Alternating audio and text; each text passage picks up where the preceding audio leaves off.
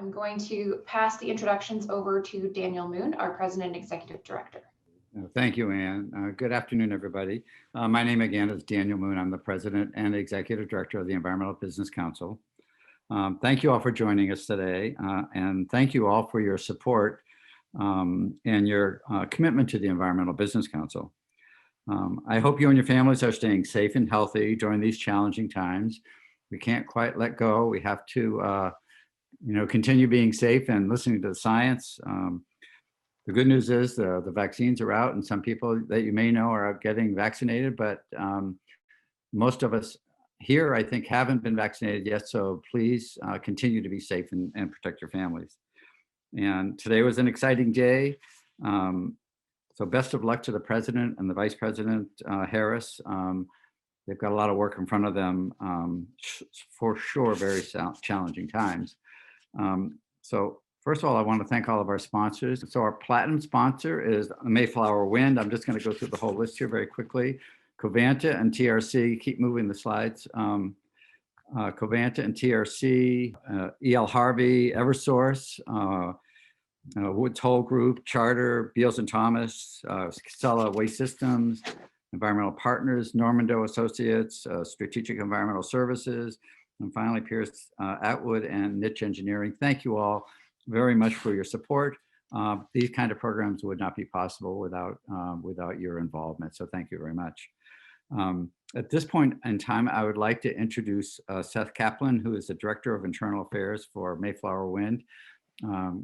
Mayflower Wind is our platinum sponsor for today's program. So Seth, please take the program.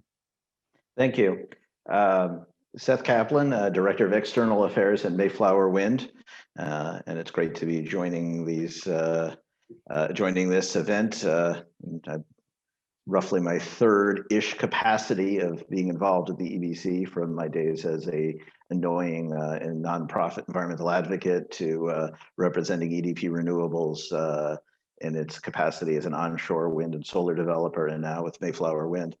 Mayflower Wind is an offshore wind project that is a joint venture between Shell New Energies, Shell New Energies being the renewable energy arm of Royal Dutch Shell, and Ocean Winds being the global offshore wind joint venture of EDP Renewables, the company that I come from, and NG, a company with a long history in Massachusetts dating back to its corporate predecessors. And Mayflower Wind was a successful bidder for a federal lease area, and then was successful in obtaining a PPA through the Massachusetts 83C process. And we are now pressing ahead with developing the lease area, while looking for additional offtake opportunities for the remainder of the lease area beyond our opportunity to provide low-cost, clean, renewable energy via the 83C contract through the Massachusetts electric distribution companies. We are charging ahead and doing a lot of surveys and moving through the permitting process, as some of you know, since I think we have a number of our contractors on this call. Today is, of course, a day of optimism. So it should stay entirely positive. I just note a couple of things that, as somebody who's been in this business for way too long, notice the things that have changed. It is notable that the two most important people in terms of overseeing energy and environmental policy in New England, and the two largest states, are both named Katie, something that would not have been possible a few years ago, and I view as an entirely positive development. I would note that having the oil and gas companies who have extensive experience with offshore energy development moving into renewable energy is a great phenomena. A tip of the hat to our friends at Equinor, who just received New York contracts, one for a project to the south of New York, and one in the lease area that's adjacent to Mayflower's, south of Nantucket. But that is, and of course they are in partnership with BP on that, and so that is an entirely positive development to have the skills, experience, and capabilities of those companies working on clean energy projects. State policy is aligning with science. You know, there's no other way of looking at the document that came out from the administration at the end of the year, which, you know, was an impressive show of hitting the deadline. You know, when the legislature sets you a December 31st deadline, getting the report out right at the end of the year is still getting it out on time. So credit to them. And I would take it as a very, very positive thing that when when the biggest debate underway about energy policy is how much clean renewable energy we should be buying and exactly what timing should be those purchases should be occurring under. That is a vast improvement from the point of view of someone who about 15 years ago was standing in front of the New England power pool telling them that their world was going to change and getting an awful lot of skepticism. So, you know, we've made a lot of progress and we have a lot more to make. And finally, the last positive thing I'll say, and I think this segues very much into introducing Secretary Theoharides, is one of the great positive steps that must be noted is the experts are in charge. That you know, Katie Theoharides is a true expert, you know, who somebody might have hired to advise a secretary, and it is an entirely positive development that she is in fact the secretary. So I'll turn it back over to you, Dan. Great, thank you, Seth. And it's very nice to see you. Thank you very much for your support. So with that, let me introduce Katie. Has been secretary since 2019, just 2 years ago now. As the secretary, she oversees 6 environmental and natural resource and energy regulatory agencies. She has the Department of Environmental Resources, the Department of Environmental Protection, Department of Conservation and Recreation, Department of Agricultural Resources, the Department of Fish and Game, and the Department of Public Utilities. In her spare time, she also chairs the Massachusetts Water Resources Authority, and also the Clean Energy Center, which is, as Seth has acknowledged or talked about, they're very involved with offshore wind, one of our most important areas, I think, of development. Katie joined the Executive Office of Energy and Environmental Affairs in 2016 as the Director of Climate and Global Warming Solutions. I think we were all very fortunate that the governor saw the wisdom of pulling her in to be the Secretary of Environmental Affairs and taking over all the programs. And while she continues to focus a lot of her energy on climate-related issues, she will probably mention some of the other areas that she has responsibility for. She received her BA in Ecology and Environmental Biology from Dartmouth, and she has a master's degree in Ecology and Environmental Biology from UMass Boston. She's a local person. She originated from Western Mass and currently lives in just outside of Boston with her 3 children and her dog and her husband in Arlington. So with that, it gives me great pleasure to introduce and welcome the Secretary. Thank you very much. Following her presentation, Catherine Finneran will be moderating a discussion with the group. So we look forward to all of that. So Katie, it's yours. Great. And I think Trisha from my team will bring up some slides, but Dan, I just wanted to say a big thank you to you and your team. EBC events are always a highlight of the year. And although this comment has gotten old at this point, it is unfortunate that we are not in person to do it. I always enjoy this event quite a bit. I do have that dog you mentioned is barking in the background, so hopefully that will stop at some point. But I will persevere. I also wanted to say just a thank you on this exciting day for all of you tuning in for this. We obviously have lots of optimism going forward on the climate and environment front, and exciting to see science come back. So with that note, I will talk about a number of things today, some of which I'm sure many of you are familiar with, some of the updates from 2020.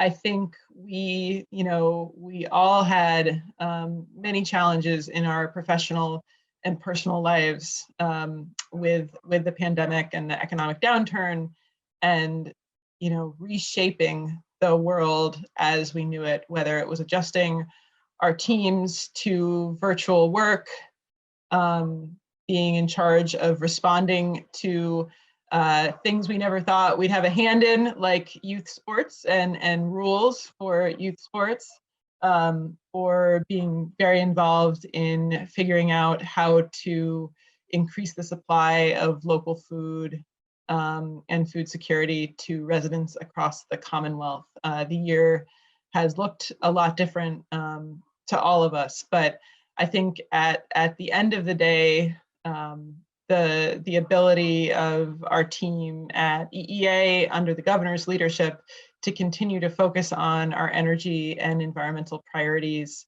has been a real key, just a bright spot for me in what was otherwise obviously a pretty challenging year.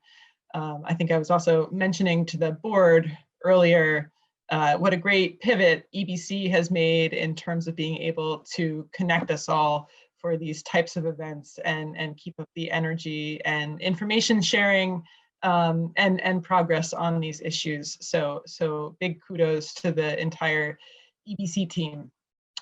At the beginning of, Tricia, if you go to slide 2, at the beginning of last year, which seems like a lifetime ago, Governor Baker adopted net zero as our climate limit for 2050. It's what the science says we need to do. It sends the right signal to the rest of the country, and it is a ambitious but achievable goal to guide all of our action on climate change. We have, since that time, and even before that time, we were engaged in a comprehensive science-based roadmap process to map out the pathways that are available to achieve this nation-leading goal. Next slide. And that work has resulted in two products that I'm going to talk about a little bit today because they are brand new. They just came out, as Seth mentioned, right at the end of the year when they were due to the legislature.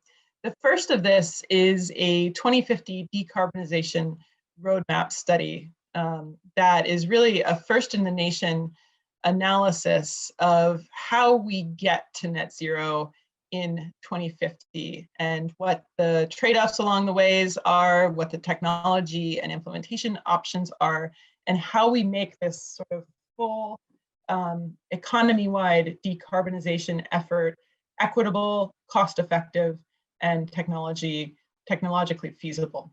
The report that is up here on the screen is really the culmination of 2 years of technical analysis using models and analytical tools available to explore in detail those transitions and the steps that the Commonwealth and the region need to take to achieve those goals.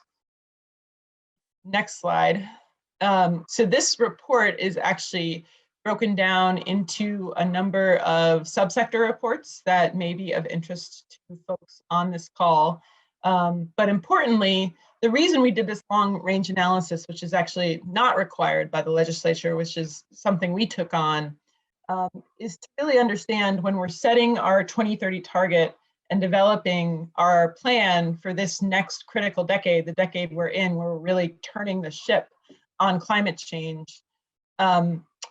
We need to understand the longer term context that we're making this decision in. We need to understand the technological transformations and the other elements needed to set us on the right course in 2020. Next slide. The findings from this roadmap really underscored some of the key approaches and the way we're going about chasing this target. And so I think first and foremost, after analyzing multiple pathways to net zero, we are confident that Massachusetts has the ability to achieve net zero in 2050, and that if we are smart and thoughtful and strategic about our approach and the policies and strategies we select, we can do this in an affordable way while maintaining a thriving economy and ensuring that we bring all of our residents, especially our most vulnerable residents, along with us. There were some things we saw across all of our least cost scenarios in the decarbonization roadmap, and that I'll talk about in a minute. But across these scenarios, what we saw was that if we do this right, we can achieve net zero emissions in 2050 for about the same cost year on year as we would expect to spend already. So what does that look like? If we go to the next slide, we looked at 8 different pathways, and that allows us to look for robust scenarios across pathways, and it allows us to keep our options open as we move forward. But in general, we found that the most cost-effective, low-risk pathways to net zero share some really fundamental elements. The first is a need for a balanced clean energy portfolio that is anchored by offshore wind resource. That resource here in the Commonwealth is an extremely important part of the transition to net zero. We also need, and this is a critical piece, more interstate transmission to allow us to access a diversity of renewable generations in other states and in Canada. We have looked at that with our hydro procurement and the transmission required to bring that down from Canada. We are still awaiting some final approvals on that project, but it is moving forward. And similarly to wind, we are hopeful that with a new administration in place, these types of projects and this type of focus on allowing more interstate transmission to build out this grid that can deliver a diversity of resources across the region and ultimately across the country is something that gets proper focus going forward. We also saw that there's a great need to electrify our building and heating sectors so they can plug into that clean power, and so that we can start to take advantage of stock rollover. And so when you change out a boiler, trying to change out that boiler to a heat pump is an opportunity we have to take advantage of as we move through this decade. Similarly with electric vehicles, you get sort of a couple of shots between now and 2050 for replacing something. And to do this most cost effectively, we have to take advantage of that point in time when the asset is going to be replaced. Next slide, please. So as part of this exercise, we are required by the legislature to establish an emissions limit for 2030 and then to develop a climate plan to achieve that limit. And in Governor Baker's 2016 order, we said that that limit must be set by 2020. And then we set about doing the work to understand what that limit should be. And so to put us on the best possible course to achieve the net zero goal I talked about, in late December, I set an emissions limit of 45% below 1990 levels by 2030, which based on our analysis strikes the right balance because it sets us on a course to hit net zero goals while balancing the economic costs and importantly, looking at those cost-saving opportunities in terms of when something is going to transition, whether it's a car, a piece of heating equipment, or a power plant in the current decade. It also allows the market to scale and transition, and it is one of the most aggressive emissions limits in the country. It also, I think, is important to note that there is some context in terms of where we are as a state in Massachusetts and our emissions profile is as a state, and we need to bring that down. Bringing our emissions profile down means different things in Massachusetts than it does in, say, West Virginia or another state with a lot of dirtier power to clean up. We're sort of past the point where this is easy and cleaning up our power is the big thing to do. We are obviously doing that and making really good strides in that area, but this is going to be the decade of changing out people's homes and changing out cars, and really making decisions that affect individual people on a much more frequent basis. And so the need to be very specific and analytical here has informed setting this target. Next slide. What does that target actually mean in terms of what we're deploying on the ground? And so this slide goes into some of the details. Basically, we need all of our new construction to be highly energy efficient. We need the building envelope to be as tight as possible to ensure that that building, when it's operating in 2050, is basically 2050 ready. We also need to retrofit about 1 million homes and about 350 million square feet of commercial property. And we need ultimately to have fewer residential and commercial gas customers than we do today to hit the 45% in 2030. In the transportation sector, we need 750,000 new electric vehicles and trucks on the road. We need 2,000 new medium and heavy duty zero emission vehicles on the road, as well as cleaner diesel fuel blends to power the remaining non-ZEVs. We also need to reduce vehicle miles traveled down by about 15% to hit the goal. And it's not something where you want to rely on the decreased driving we've seen through the pandemic, obviously not something to strive for. And then in the power sector, we need 6,000 megawatts of new clean built generation, and we need it interconnected. We also need the first of several new regional transmission lines to be operational, and we need a system that works better. And so we need the ISO to work with the states on transmission planning, on the development of clean energy markets, and so that system itself can add 1 gigawatt of offshore wind and 500 megawatts of solar every year going forward, plus, transmission lines through 2050. And so that's a big challenge that the system as a whole and the region as a whole really needs to get up to speed on. And I'll speak a little bit more about that in a few minutes. So that this work, this long-term work, led into the 2030 Clean Energy and Climate Plan to achieve that 45% reduction. And there are a number of different policy strategies we need to take across these different sectors. These are the 3 main sectors we looked at. We really need to ensure that we are moving aggressively on our Mass Save program to deploy significant energy efficiency and new strategies through that program. We also need to work on a cap for heating fuels, and we are deploying a commission on the future of clean heat this spring to start thinking about the transition in the heating fuel space. We've done a lot recently and in the past with RGGI and now TCI on the transportation and electric sector and market-based programs for those. Something the Commission on Clean Heat will do is start to consider those types of programs for this space, for the heating space.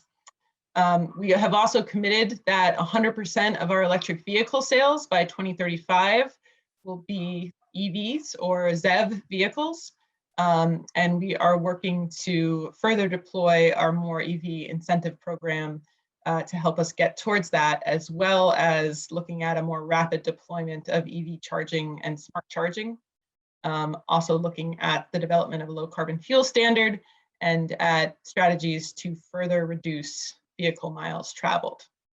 And then a big piece of this, and I think something, if you've talked to me, you've probably heard about this, executing on our existing procurements, as well as looking for about 2,000 megawatts of additional clean energy is critical for hitting these targets. And so a lot hangs in the balance with these wind and hydro projects and of course with our SMART program.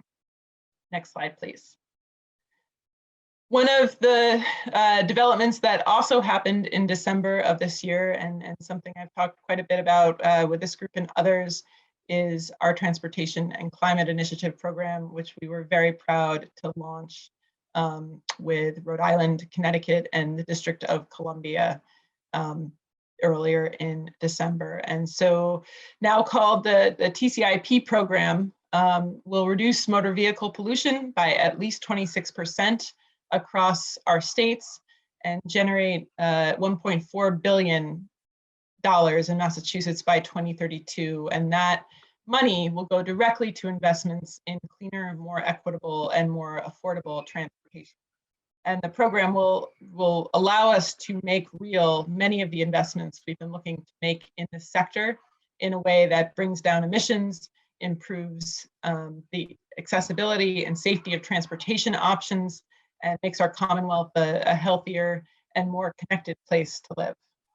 Next slide, please.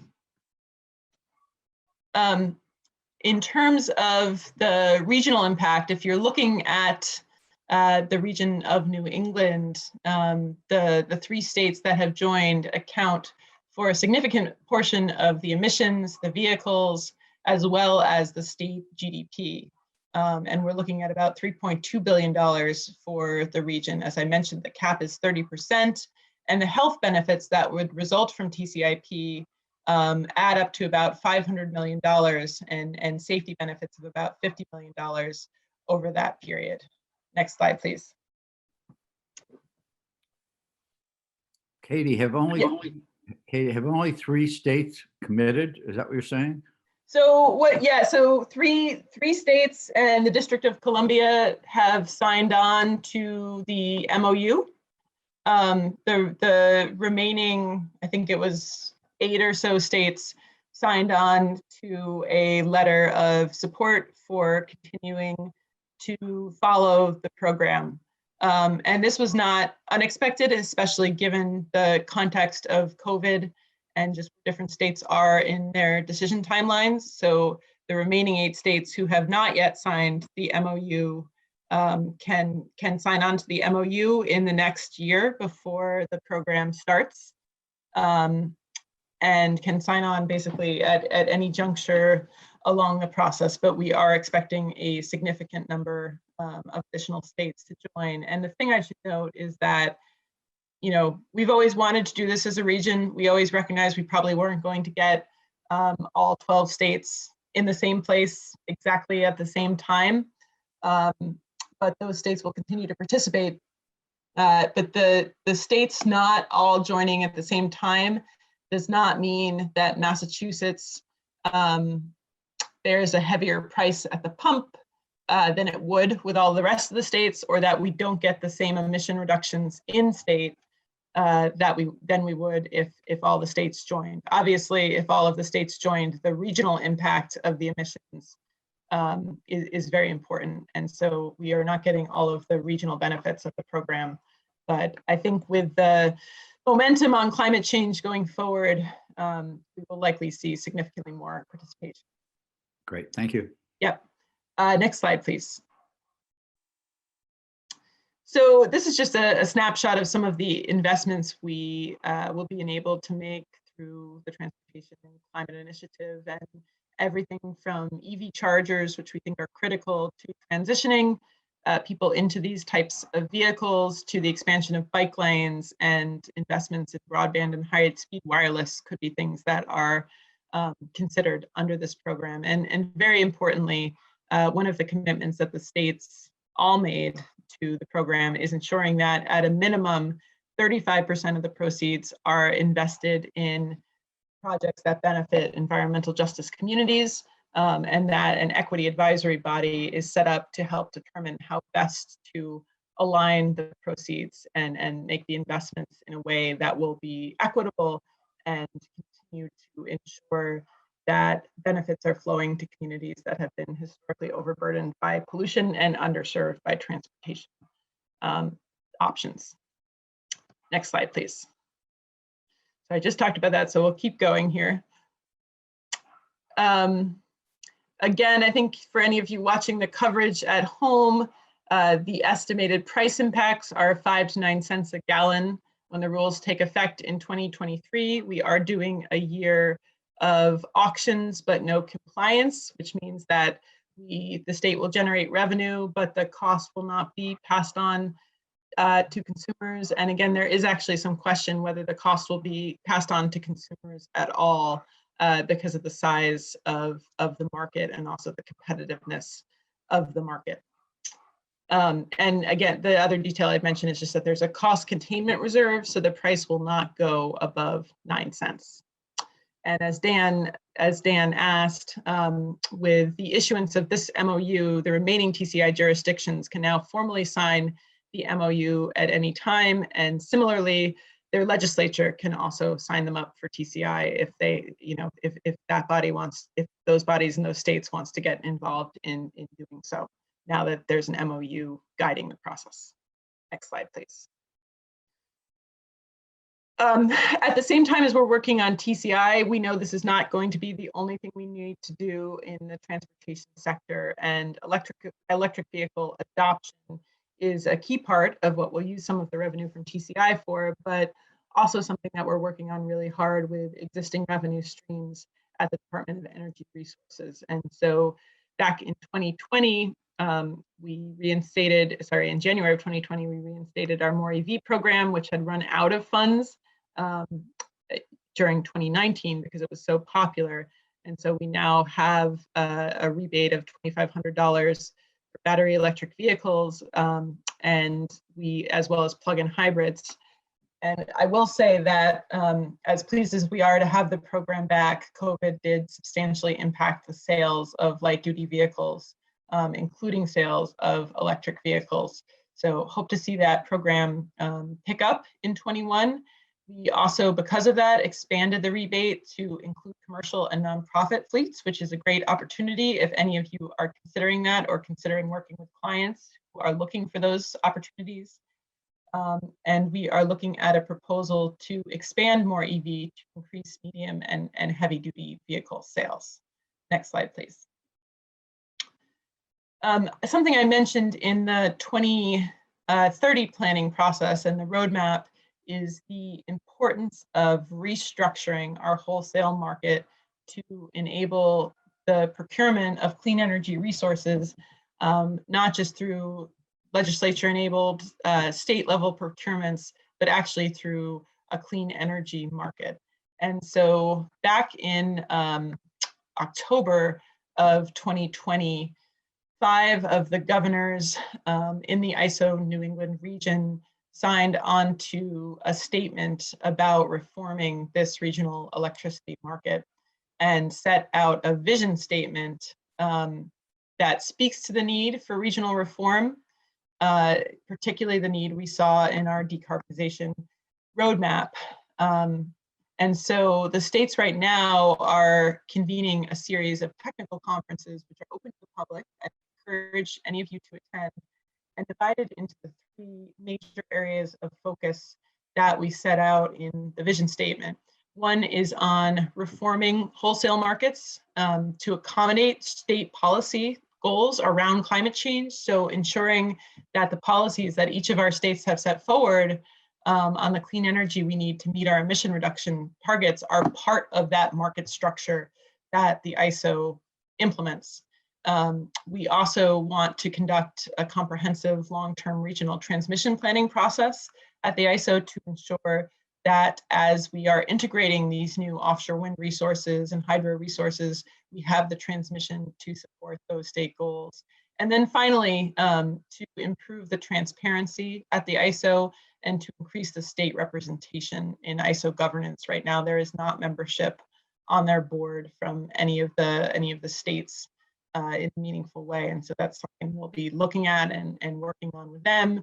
And I think will lead to significant change in how we go about procuring energy, how clean energy plays in these more established markets. But I really encourage anyone who's interested to register for the next session, which is on January 25th.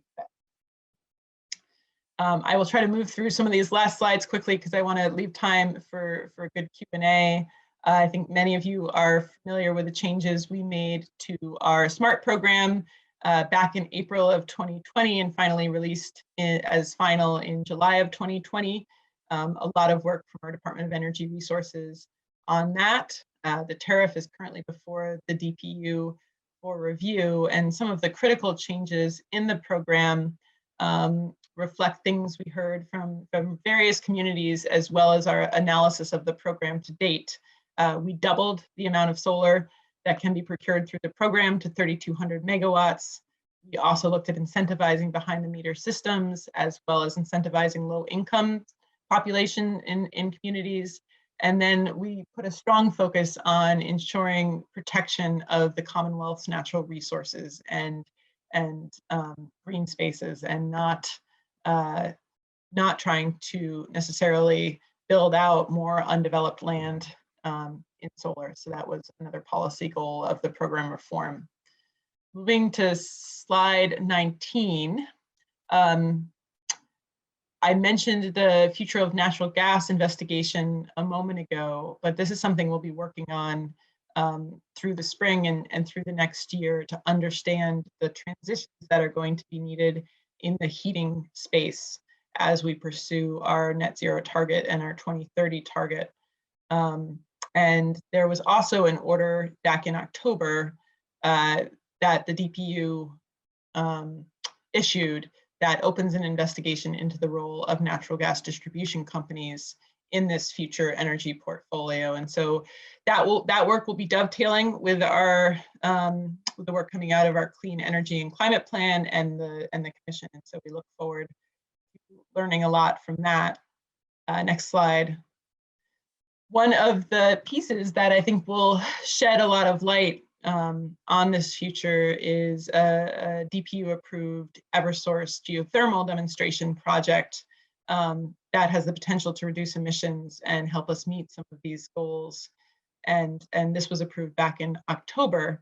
But this demonstration project is looking at testing different scenarios in order to get us a look at real-world conditions and how a large-scale geothermal network could work. And then to assess the scalability of that. So exciting opportunity.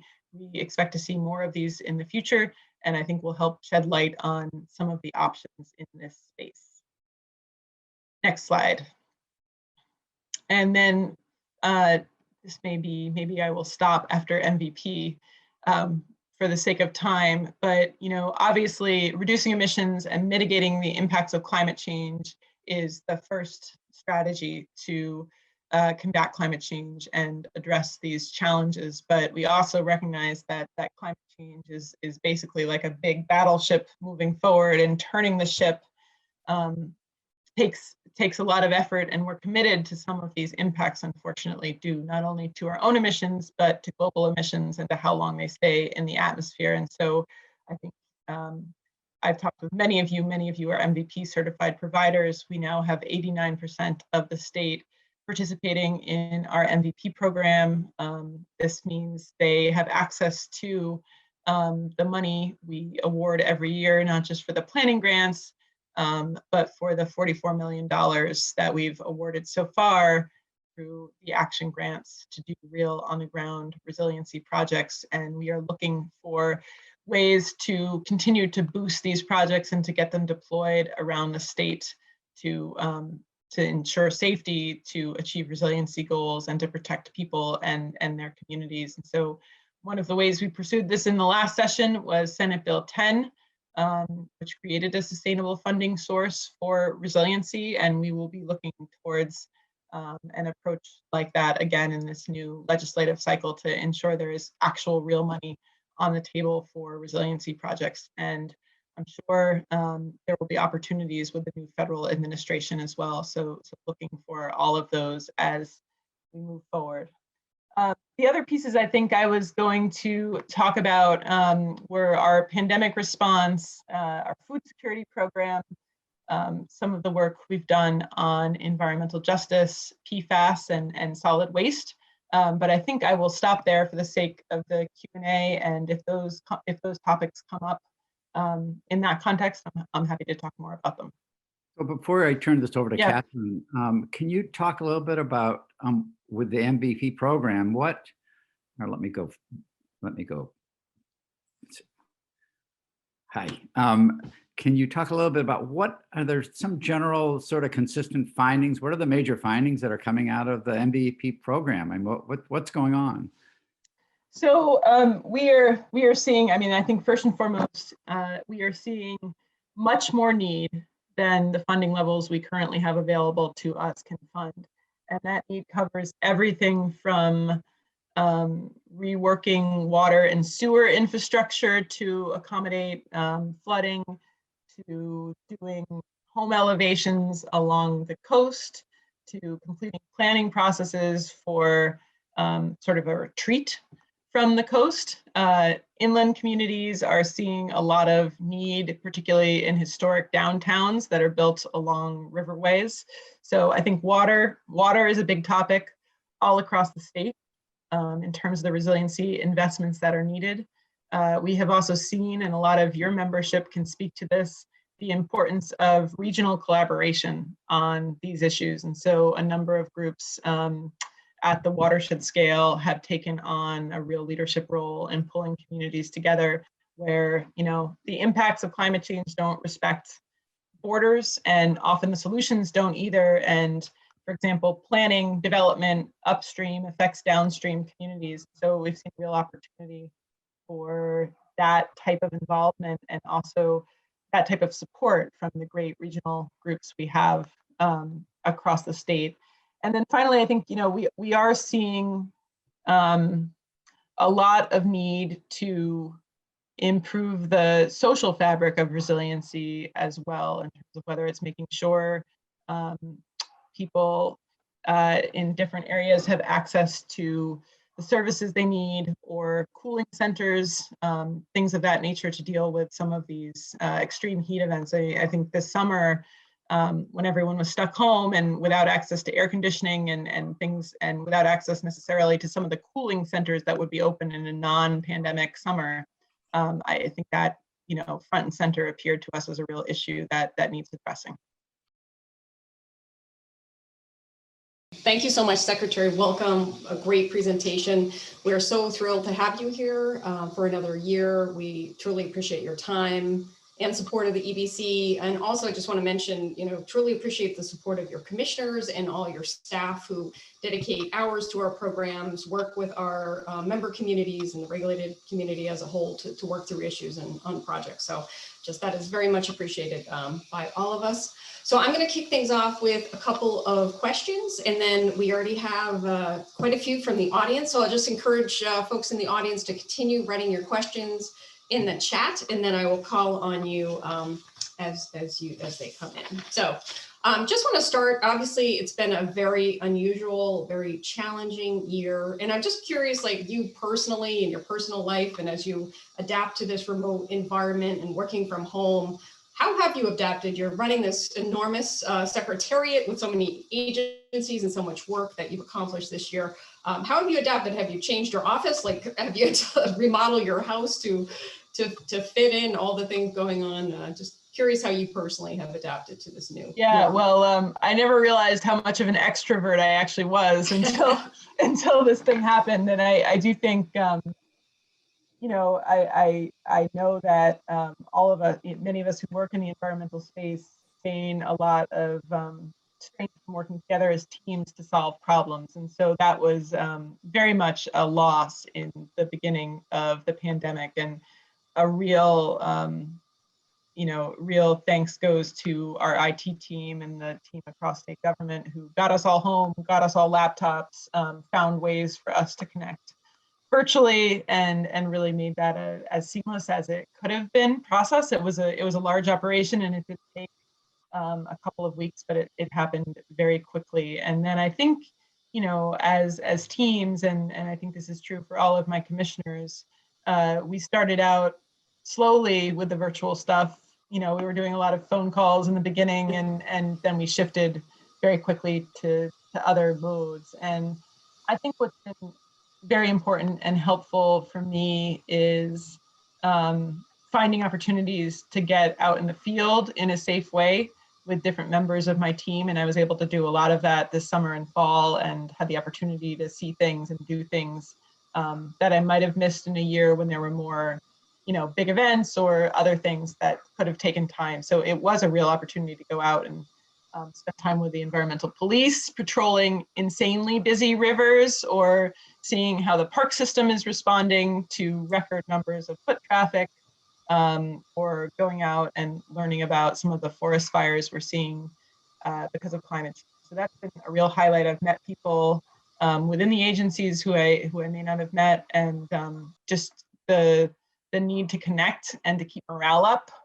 has been something that's been on my mind. But then, I think the other thing that we talked about a lot as a senior team, and I meant to mention my Undersecretary Dan Seeger is here and has been involved in a lot of these discussions, is how we make sure that while we're responding to all the issues with COVID, we are still sort of laser focused on what we set out to do on climate and environment and energy goals. And I think for all of us, that's been sort of a place to come back to when the going gets tough and when we miss our team and our friends and our family. Having sort of a North Star of what's important to our Secretariat and to the Governor on climate and clean energy and what we can get done for the people of the Commonwealth has just really helped me personally to get through the year. But yeah, I've got a dog barking now. I have bad lighting in my office. It's been interesting. I'll say that much. Well, Dan is notorious for giving us tips on our lighting and how bad our lighting is. So just, if you want some consultation, Dan has got some good advice. My lighting, I got a light here, Dan, on my face for you. So no, that's great. So so clearly you've accomplished so much this year as you went over, including the climate roadmap and the draft policy recommendations and the clean energy climate plan, aggressive and nation leading, like you said. And so as I read through them, I was very impressed with the amount in there, and also just kind of the amount you have ahead of you in the short and long term to implement all of those things. So I was wondering if you could talk a little bit about how you're looking at that, across all your agencies. I assume you'll have to, once these, policies are put in place as final, we'll have to implement regulations and, all sorts of processes. And just, are you thinking you're going to have to staff up, or how are you thinking about that? Yeah, it's definitely a real implementation year for us in terms of a lot of the policies we put in place and in deploying the roadmap. So that's a big thing. And then, as I didn't get to, each of our agencies has key priorities they teed up in 2020, many of them with a long implementation pathway, whether it's a solid waste master plan when that comes out, or the PFAS regs. And then we have some exciting things like signing the flame retardants bill, which I'm really proud of, that will get flame retardants out of many products, mattresses, children's products, things I really personally as a mom care a lot about. So I think that we are, this is where the whiteboard comes in really handy, and we miss it a lot, but we are sort of charting for 2021, what's our implementation, sort of step by step for each of these big announcements we had in 2020. And then what are the new things that we want to do in 21 that will then require implementation in 2022? Because I think to keep momentum, you always have to have the balance of the new shiny thing that you're aiming for. Plus, at the end of the day, especially on climate stuff, I really think that actions speak a lot louder than words. And so implementing what we've set out to do to get to net zero right now in this decade is just so critical. I think just an example on TCI, we'll be putting out under the MOU, we will be setting up a regional entity this year like Reggie Inc. to run that program for us, to run the auctions, to run the compliance, to support all of the states involved. We'll also be developing a model rule in early spring. We'll be doing webinars on how the auctions should work and how they should run. We'll be figuring out where the money should go within state coffers and how we invest it. We'll be setting up the equity advisory bodies, all at the same time as we continue to meet with the other states and to get more of them in, and to help the states like Rhode Island and Connecticut who need authorizing legislation to implement the program. So just one example, but very, very ripe with implementation needs. Can I ask you a question? Yeah.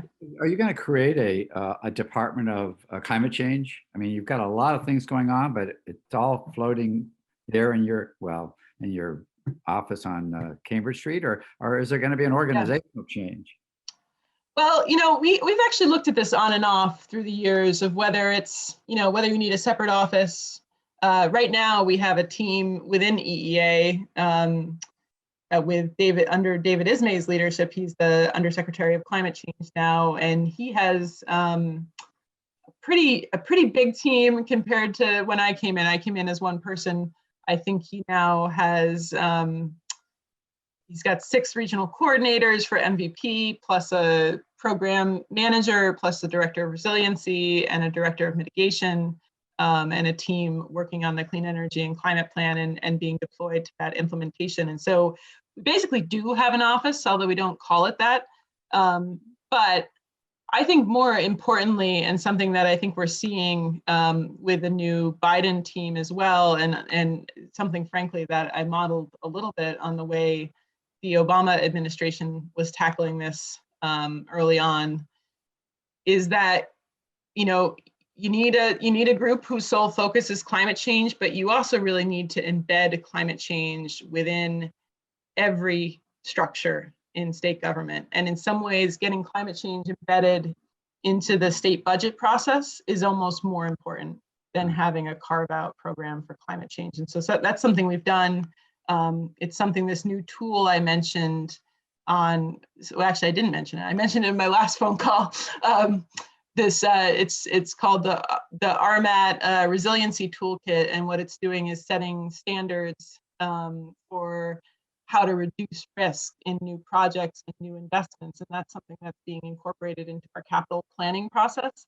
That's the kind of thing that touches, every sector of the state, and that I think is really the way climate change needs to be appropriately embedded. But we do basically have a climate office now of terrific folks, but the need for those people across state government is something we've worked a lot on in the last few years through the MVP process and through the SHMCAP, the state plan on resiliency. Okay, so we have a number of questions coming in from the audience, so we'll try to get through as many as we can. So I'll tee up folks who've asked the question, and if you could just introduce yourself and your organization, but then you can ask directly. So Liz Argo, do you want to go first? Hi there, Liz Argo, Executive Director for Cape and Vineyard Electric Cooperative, which is a misnomer because we now have membership from South Shore and the island of Nantucket.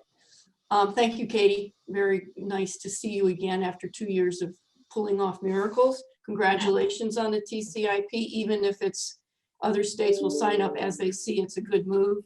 And as you point out, the devil's now in the details, so good luck with that too. We have on the Cape, which is Cape and Vineyard, which is a total of 425 square miles.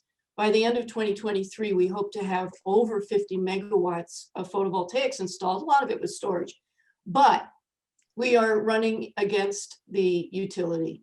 And a lot of it not only has to do with bringing forward photovoltaics, but storage. And while there's so much talk about changing the infrastructure, updating the infrastructure so it can handle all of this power from offshore wind and from Canada, we can do it locally too. And we like to do it locally. So some attention has to be given to turning the utilities, instead of being the keeper of the wires, the movers of the energy. So let us produce more energy independently and locally. We can do a lot if we were allowed to play, but Eversource and probably National Grid, as I've heard the same stories, they don't want to have to make the changes to the infrastructure. So that's got to come from regulators. Thank you.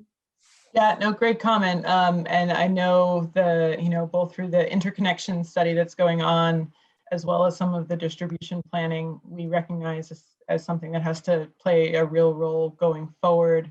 I take your point, and I think it's a very important issue. One of the interesting things in the plan is that, especially in the near term, the importance of local solar resources and storage that can be quickly deployed and that don't take the kind of time that a wind procurement takes are very important to the 2030 goals and will be for the future. And so I think it's a great point you raise and something we'll continue. Yeah, and just one quick follow-up. We are mired in these new studies, both group and cluster, that has put our projects 3 years out now.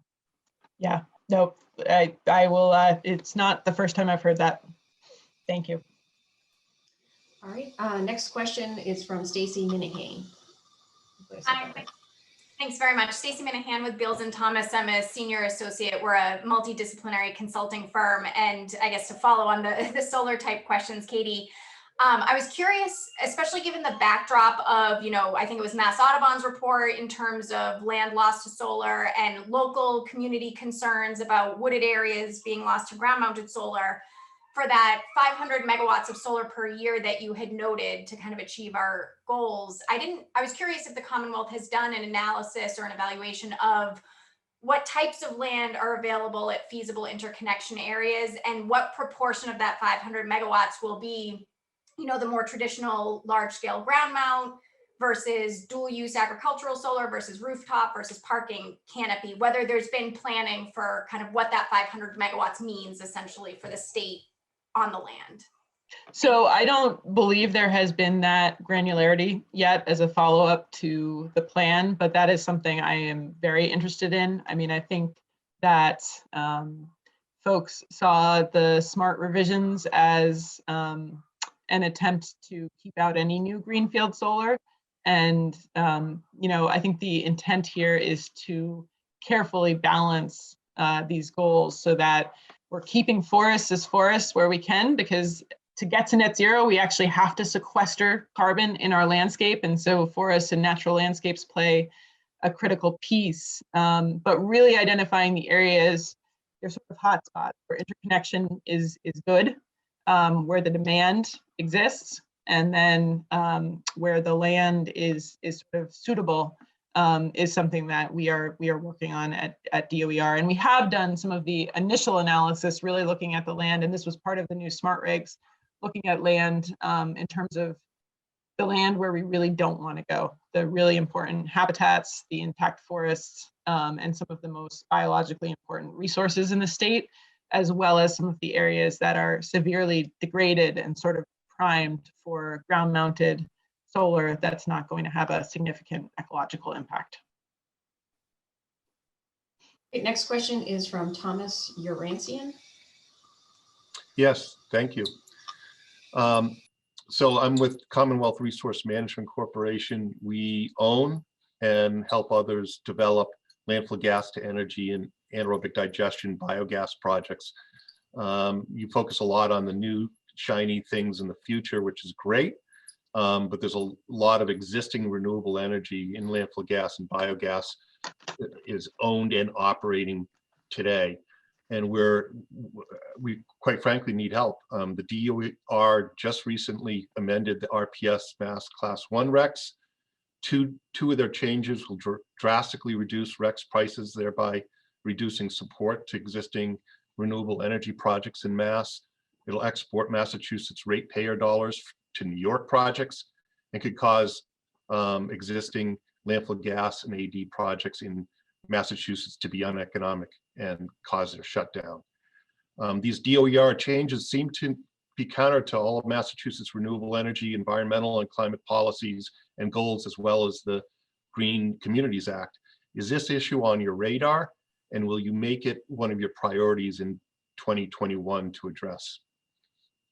Well, I think I should say, first and foremost, I absolutely agree that anaerobic digestion and renewable natural gas have a real role to play in this transition. And actually the scarcity of them is something that I think challenges the current scarcity of them. I think the technology is there to do a lot more, as well as the, the ability to help with some of our solid waste challenges. The update to the RPS rules came as a result of significant discussions and economic analysis. I will take a look at this specific issue with DOER, but you know, much of this was in response to pricing and changes that needed an update. Thank you. All right, next up is Natalie Shills. Hi, Just say where you're from, if you would. Sure.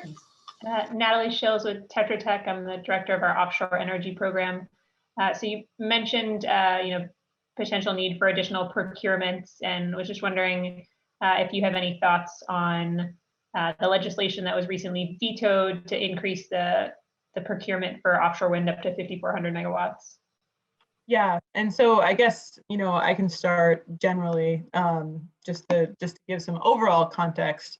The governor and I and the administration are very supportive of the overall goals of the legislation to get to net zero in 2050, and many of the strategies that are in there to help us get there. I think this was a case where usually there is room in the process to go through it with the three branches and make sure it's implementable, make sure there are not drafting errors that actually achieve things that are counter to the intent of the program, and then to have some dialogue on some of the places where there may not be agreement. And that didn't happen, unfortunately, with this legislation. We are looking forward to the opportunity for more discussion in this new cycle, and have heard very good signs that the legislature is intent on moving this quickly rather than taking their normal, let's put everything off till the end and then do it all and make everyone not even read the bills they're signing. So we're hopeful that this will indeed move and indeed have rigorous, robust conversation among the three branches to really ensure that the legislation is informed by the last 2 years of analysis we've done at the legislature's behest. To your specific question on renewable energy procurements, we are very supportive of new clean energy coming into the state. We do think, based on the work that has happened since 2016, that we as an administration and the legislature should not necessarily be choosing the clean energy winners and losers, that we are working to create a structure that should allow them to compete based on the attributes they bring into the state.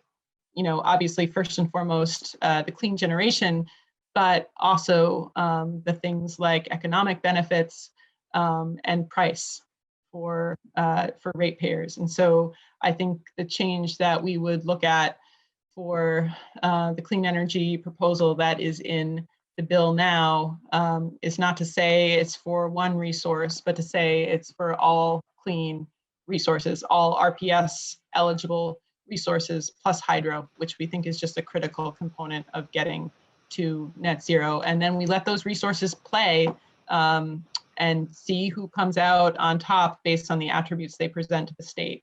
The other thing that we think is really important is, based on the regional discussions we've been having to reform the wholesale markets.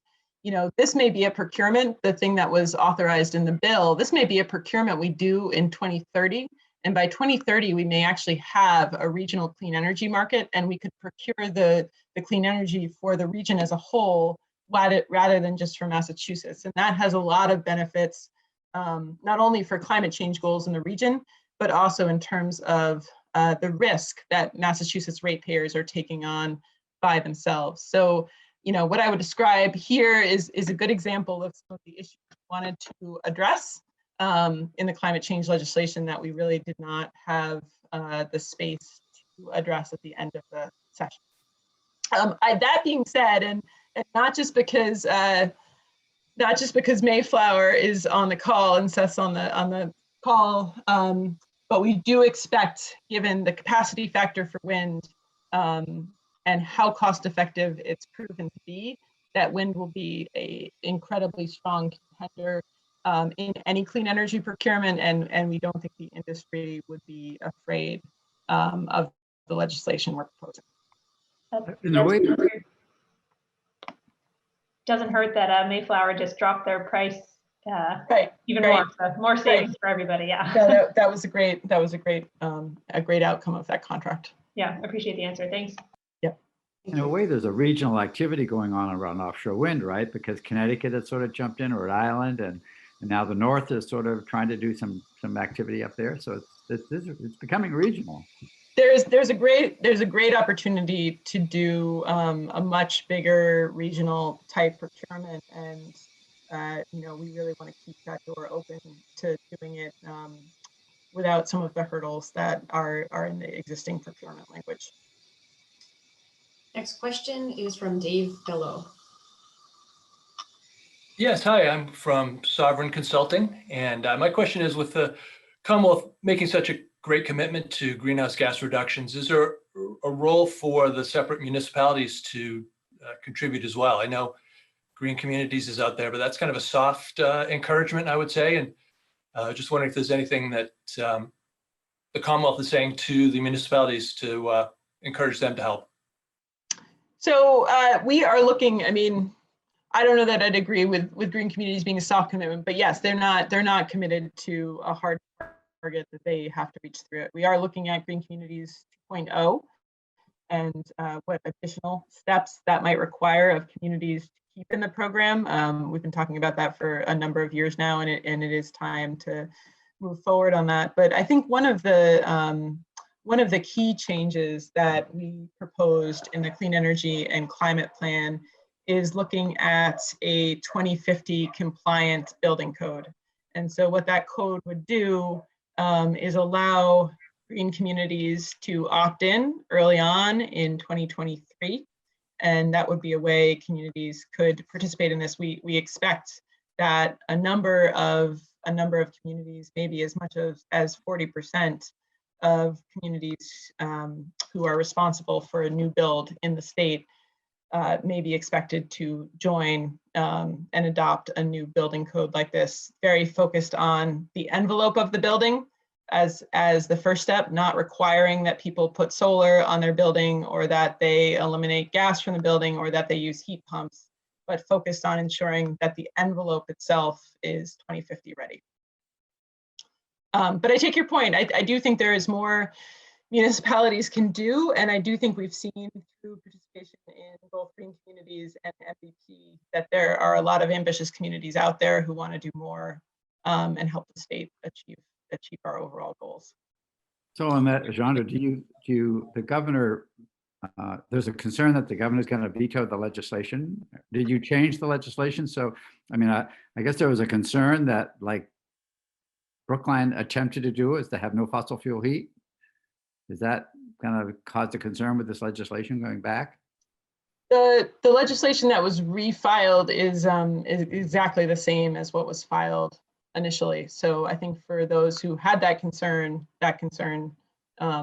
continues to exist in the current legislation. And what I would say about the way the legislation is drafted in regard to the building sector is, and the building code, is it's very vague. There's no definition of what net zero means, and that's what tends to get people nervous. And I think a simple change there to define and structure that process could make this whole thing a lot smoother on that side, and also give us marching orders for how we need to implement it.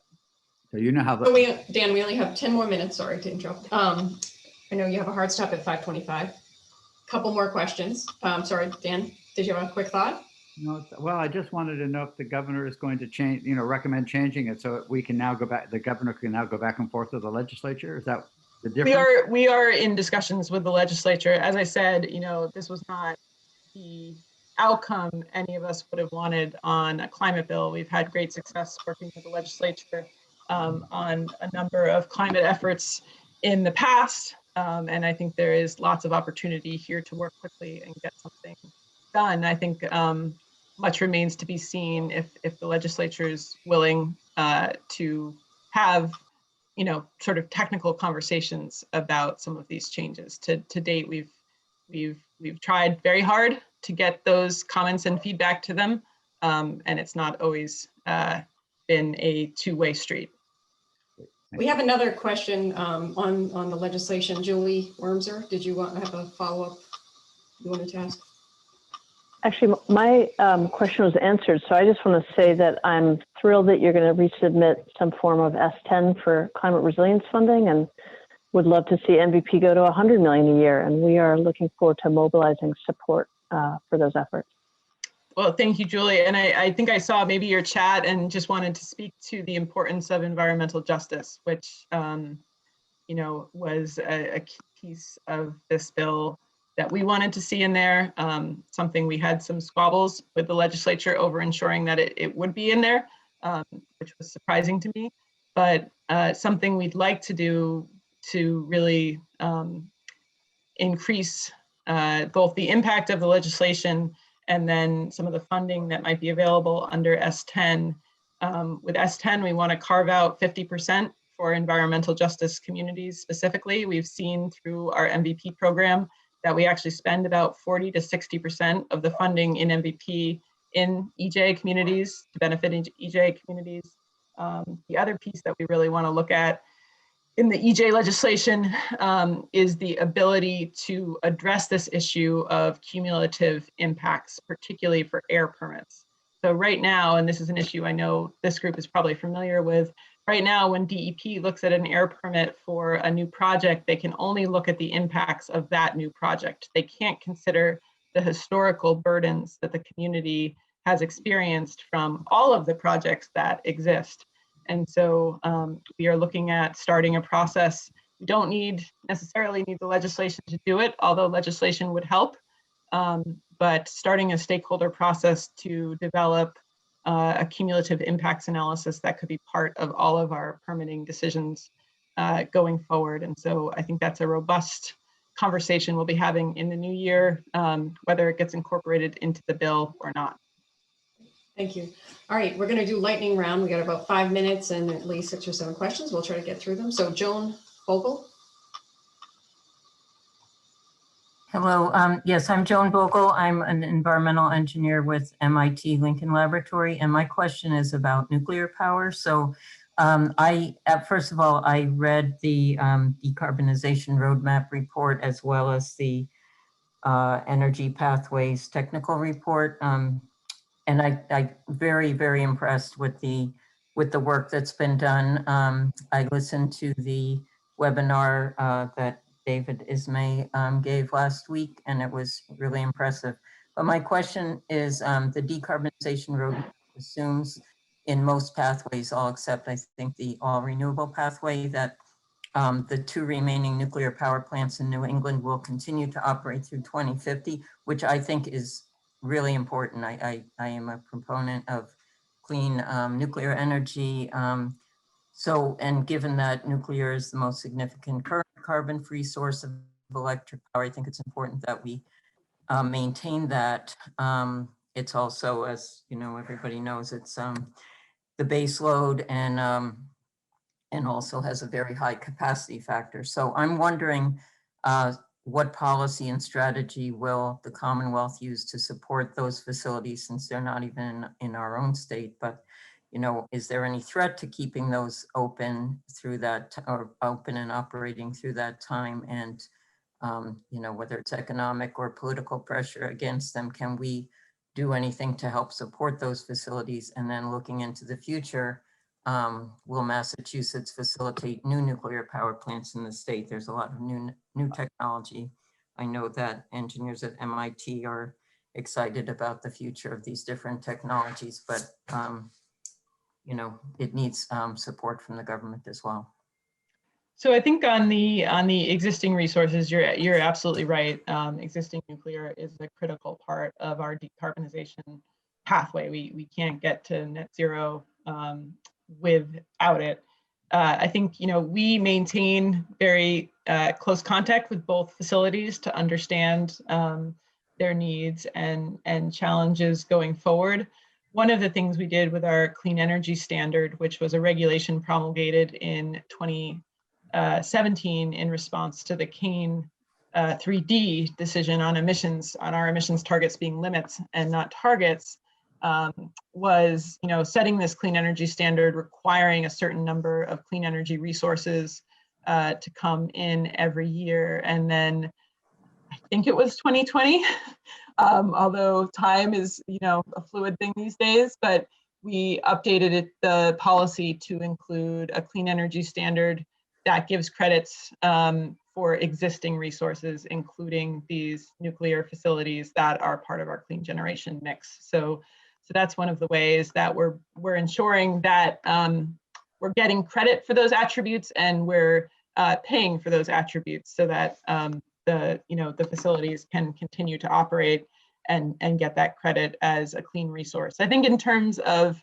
building new nuclear, I made what I thought was a funny joke at a conference this fall about how if we didn't get the wind resources we needed deployed, there weren't many other pathways except nuclear, and everyone knows how easy it is to permit nuclear. No one laughed. They wrote about it in the papers the next day that the secretary was saying we need to build a whole lot of nuclear, and it didn't look great. I think what I would say about nuclear is I think there's a lot of exciting potential in things like the nuclear fusion project that's going on right now, the Fusion Center in Massachusetts, as well as some other of the new technologies. I don't see a world where people ever get behind the idea of permitting large-scale utility-grade nuclear in Massachusetts. I think it's hard enough to permit offshore wind and solar and hydro lines. I do not see a future with utility-scale nuclear. That's very realistic of you. Well, thank you, Secretary, very much. I'll turn it back to Dan to close out. Thank you very much. That was wonderful. We really appreciate your time. And thank you for meeting with the board, even though it was a little truncated, but it's always wonderful to have this opportunity to share time with you. And so I have a question. There were a lot of, I think, questions in the chat. If we if we get them printed out, can we send them to you and ask somebody to sort of maybe respond, and then we'll circulate them to everybody? Yeah, we'd be happy to follow up on that. Okay, that'd be great. Yeah. So again, thank you very much, and keep up the good work. And I think it's going to be exciting with a lot more support from the new administration in Washington. And we've got Gina McCarthy working on it and Senator Kerry working on it. So what more can we ask for, right? Just money. We are well represented in Massachusetts in the new administration, that's for sure.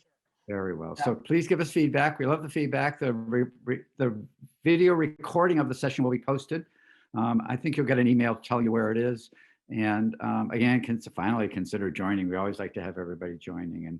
And Katie, we'll do this again sometime soon, probably next year. And hopefully live, we'll be in person. God only knows if we're not. Okay. I hope so. Everybody, thank you all very much for joining us this afternoon. Have a wonderful evening. And again, we'll follow up with you with an email with more information about the copies of the program and where the video will be available.